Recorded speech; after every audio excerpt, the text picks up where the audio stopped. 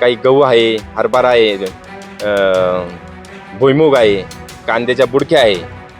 हे सगळे पिकं या ठिकाणी उद्ध्वस्त झालेले आहेत. 5-6 दिवसामध्ये माझ्या हातामध्ये आलेलं होतं. एक 6 दिवसात 8 दिवसामध्ये हे पीक मार्केटला पोचलं असतं. परंतु या अवकाळी पावसाने माझं कलिंगड पीक पूर्णपणे उद्ध्वस्त करून टाकलं. मुलांची फी व्यवस्थित भरता यावी, त्यांना व्यवस्थित शिक्षण द्यावा. माझा मुलगा मला डॉक्टर झाल्याचा पाहायचा आहे. त्यासाठी मी या ठिकाणी हा एवढा अट्टास करून हे एवढं उभं केलं.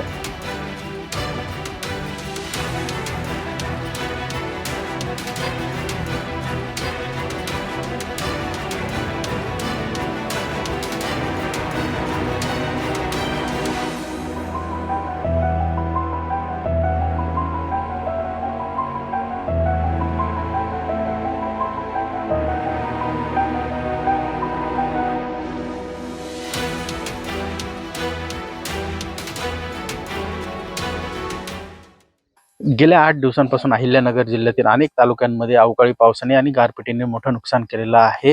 अनेक तालुक्यांमधील जे शेती पिके आहेत, त्याचबरोबर फळबागा आहेत, त्यांचं मोठं नुकसान झाल्याचं पाहायला मिळतं. आपण आता सकाळी पारनेर तालुक्यातील मस्केवाडी या भागांमध्ये आलेलो आहोत. या भागामध्ये काल रात्री गारपीट आणि वादळी पावसामुळे मोठं प्रमाणावर जे नुकसान आहे ते शेती पिकांचं झाल्याचं पाहायला मिळतं. याचबरोबर फळबागांचं देखील जे आहे ते नुकसान झाल्याचं पाहायला मिळत आहे. आपण सध्या कलिंगडाच्या शेतीमध्ये आहोत. कालच्या पावसामुळे कलिंगडाचा जो वेल आहे ते पूर्णपणे खराब झालेला आहे. जे कलिंगड आहेत त्यांना टिचऱ्या बसल्यामुळं जे कलिंगड आहे त्यांचं देखील मोठं प्रमाणावर जे आहे ते नुकसान झाल्याचं आहे. हा संपूर्ण जो कलिंगडाचा बाग आहे हा कालच्या पावसामुळे मोठ्या प्रमाणावर याला नुकसान झाल्याचं पाहायला मिळतं आहे. यासोबतच कांदा असेल, डाळिंब असेल, त्याचबरोबर जे इतर फळबागा आहेत त्यांचं देखील मोठ्या प्रमाणावर नुकसान झालेलं आहे. आपल्यासोबत काही शेतकरी आहेत. आपण त्यांच्याकडून या सगळ्या परिसरात झालेल्या नुकसानीचा आढावा घेऊया. आपल्यासोबत शेतकरी आहेत. काय एकंदरीत नुकसान झालेलं आहे? शेती आपण करत होतात, किती एकर आपले जे आहे ते शेती होती, किती नुकसान झालेलं आहे? या ठिकाणी 8 एकर शेती मी खंडाने घेतलेली आहे. त्यामध्ये माझं 3.5 एकरमध्ये कलिंगड आहे, 4 एकरमध्ये कांदा आहे, काही गहू आहे, हरभरा आहे, भुईमुग आहे, कांद्याच्या बुडक्या आहे. हे सगळे पिकं या ठिकाणी उद्ध्वस्त झालेले आहेत. कलिंगड पिकासाठी मला एकरी 1 ते 1.5 लाख रुपये पिकवण्यासाठी खर्च आला होता.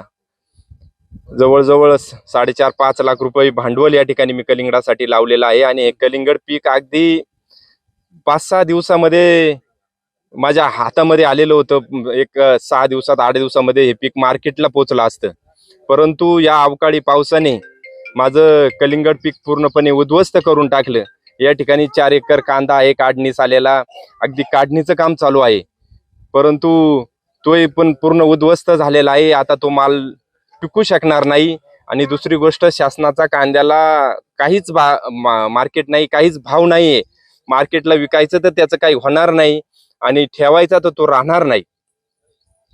माझी शासनाला विनंती आहे की या अवकाळी पावसापासून जी नुकसान झालेले आहे याच्याकडे शासनाने लक्ष देऊन भरीव मदत शेतकऱ्यांना देण्याची मदत करावी. आपण शेतीचं जे आहे ते नियोजन पुढच्या भविष्यासाठी केलेलं होतं. काय या पिकातून निघण्यानंतर काय काय तुम्ही प्लॅनिंग केलेली होती या सगळ्या उत्पन्नातून? या शेतीचं नियोजन, ही शेती मी खंडाने घेतलेली आहे. माझं गाव शिरापूर आहे. या ठिकाणी मी 8 एकर क्षेत्र खंडाने घेतलेलं आहे. माझी मुलं शिकतात. माझा मुलगा 12वीला आहे. तो संजय घोडावत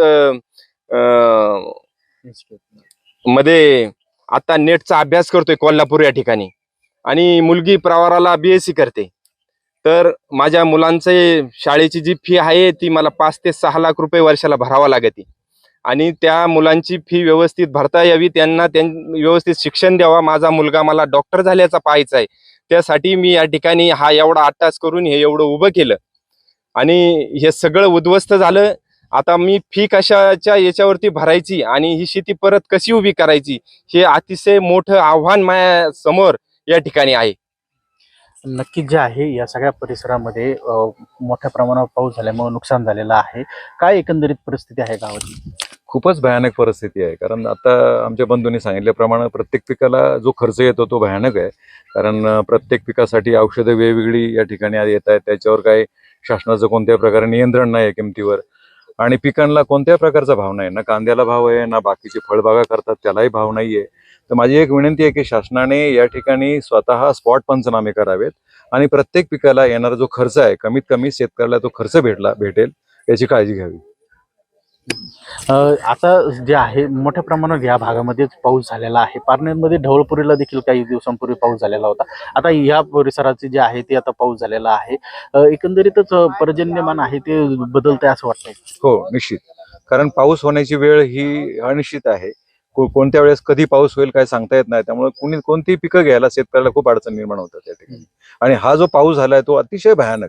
गारपिटीने एवढ्या प्रमाणामध्ये मोठ्या प्रमाणात पाऊस झाला की ते दुसऱ्या दिवशी सकाळी सुद्धा त्या गारा या ठिकाणी शेतामध्ये दिसत होत्या. एवढा भयानक पाऊस झालेला आहे. काही शेतकरी देखील आहेत अजून आपल्याकडे. काय सांगाल दादा, या परिसरामध्ये जे आहे पाऊस झालेला आहे, काय नेमकी परिस्थिती आहे? इथे आहे ना भरपूर असा मोकार पाऊस झालेला आहे आणि इतक्या मोठ्याला गारा होत्या ना, एवढ्याला गारा होत्या बलबलल्या. आणि तुम्हाला सांगतो आज म्हणजे शेतकऱ्याचं म्हणजे फार बहुत नुकसानी, सगळ्यात वाईट परिस्थिती शेतकरी होईल, बाकी काही नाही. नक्कीच जे आहे या अवकाळी पावसामुळे शेतकऱ्याचं मोठं नुकसान झाल्याचं आपल्याला पाहायला मिळतं. त्यामुळे आता शासन देखील आता यावर लवकरात लवकर शेतकऱ्यांना मदत करेल अशी अपेक्षा शेतकऱ्यांकडून केली जात आहे. आता शासन यावर काय निर्णय घेतं ते पाहणं महत्त्वाचं ठरणार आहे. गिरीश रासकर, नवराष्ट्र, अहिल्यानगर.